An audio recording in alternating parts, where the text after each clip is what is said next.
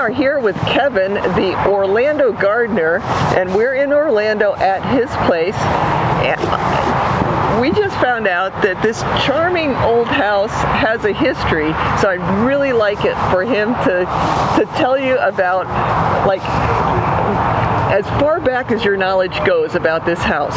You start it from there and go forward. Yes, ma'am. Well, again, Kevin, Orlando gardener. I actually acquired this house probably about 8 years ago.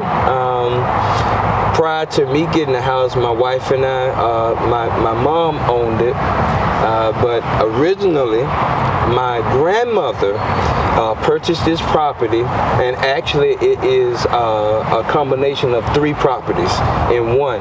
But this particular property that the house is on, my grandmother was here. She worked really hard as a custodian at a junior high school many years ago, and she willed it to my mom and then myself thereafter.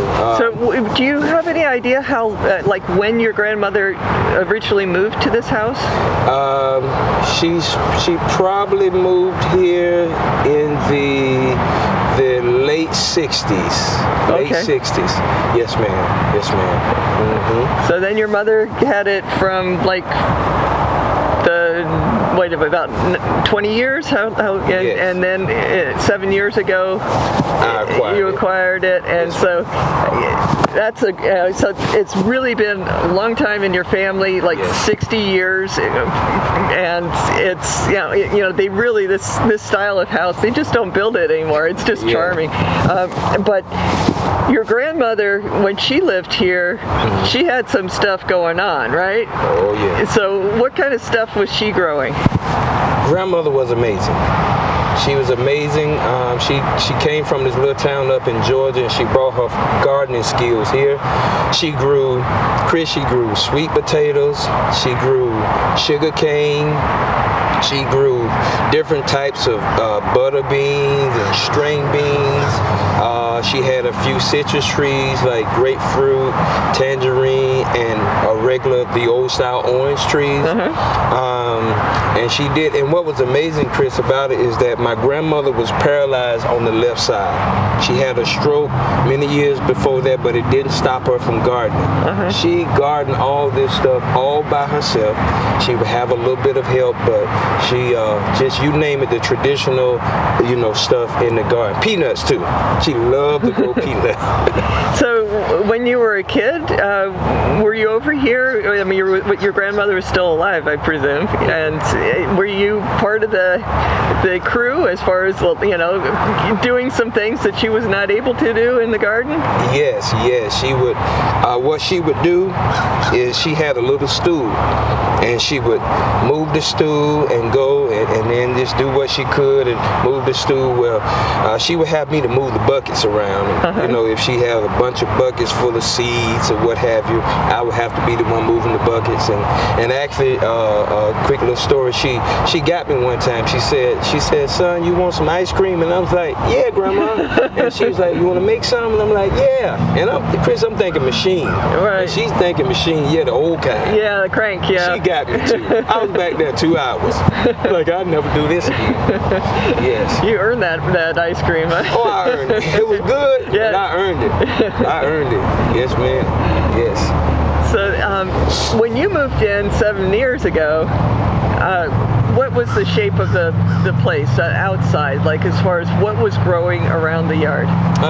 It was your typical Florida sugar sand, the regular nothing, no kind of fancy grass or anything, but it was just a field. It had a pecan tree in it that has been in the family as long as I can remember. And actually, I actually had it cut down, and maybe about 10 feet of it still up there, but it just fell last week. It actually fell. Oh wow. Yeah, and a couple of little citrus trees back there, but it was just barren. Yeah. It was barren. Yeah. So you decided how long ago to change that barren thing? About 6 years ago. Okay, so it took you about a year being here, looking at the grass and the weeds back there, and then suddenly like a light bulb went off and you thought, I could do things differently. Yes. Oh, did I did not know my life was going to change like that, but I did. I walked out of the back door, went through something, and I was like, I need to do something with this property. And started the traditional broccoli, potatoes, lettuces, collard greens, cabbages, and a guy at my job before I went full-time in ministry, he told me a gardening secret. He said, Kevin, you want to grow some of the biggest, best fruits and vegetables in the world? I'm like, yeah. He's like, there's a farm not far from here that sells mushroom compost. And he was like, put it in your garden and watch what happens. And I started out with mushroom compost, and it blew my mind, and I was hooked. I was hooked in. So then you got in, how long ago did you get into planting mangoes and other things back there like that? I mean, you got into the vegetables. That's great because, you know, you can eat those on this, you know, just months after you plant them, so instant gratification. But then you expanded on that. So how did that happen? Well, actually, I was at the flea market, and I would always stop to every vendor that had veggies and trees, and it was this lady, Oriental lady, and she said, hey, why don't you buy a mango tree? And I was like, I live in Orlando. What are you talking about? And I'm like, okay. So I grabbed 3 trees and brought them and planted them, and that started the fruit thing. So I really didn't get into mangoes right then, Chris, but I did get into strawberries and blueberries, not knowing how finicky blueberries were. And you got to get this certain kind of dirt. Yeah, you got to get the acid soil for them. Yeah. But that started the fruit thing, you know. And so once that light switch goes on, then it's. And my wife was like, oh my goodness, what are you becoming? You know. And the thing about me is anything that I get involved in, I start researching it, and I start researching mango trees. And I met a guy not far from here, right around the corner, that really pushed me. He was like, let me give you a list. These are the trees that you start off with. His name is Mr. Reed. Him and his 3 brothers, they're here in Orlando, and they are mango fanatics. And their property is like, Chris, is like this small.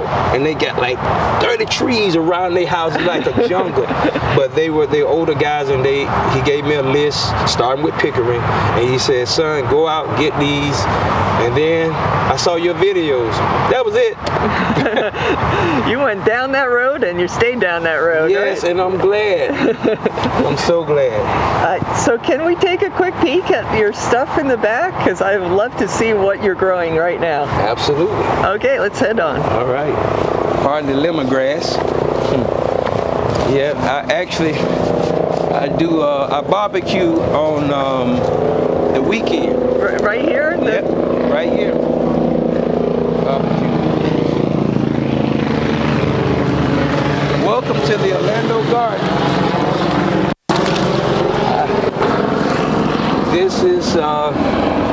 This is my place.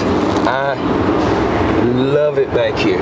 Yeah, it looks great. It's amazing. We're so close to the city, but you suddenly like are stepping into a fruit park. You know, it's great. I love that there's like the old oak trees around. There's and then you've got all this understory stuff. You've got mangoes in pots. You've got mangoes in the ground, and bananas. So what have obviously some of them are pretty darn old. Yes. What have you learned from growing mangoes in the ground versus in the pots? I've learned, and I kind of test things out. I've learned that certain varieties do better in pots than they do in the ground, such as the one you had a video a while back about one of my favorite, which is ice cream. And I'm telling you, Chris, right after that video, I came out here and I dug them up from the ground and put them in pots because what I had in the pots was doing so well anyway. But I learned that you get a greater production of those that are in the pots when they're smaller. But once the trees start getting big, it seems like the production goes down. As far as in the pot, it's like the tree is screaming, "Hey, plant me!" Yeah, you know, I need some root space. I need some root space, exactly. And then I found out, it's according to the variety as well, because they finicky. It's like people. So you grow things in pots until they get big, and then you put them in the ground? Yes, and initially, honestly, I had no desire to have this many, but yeah, that was back then, though.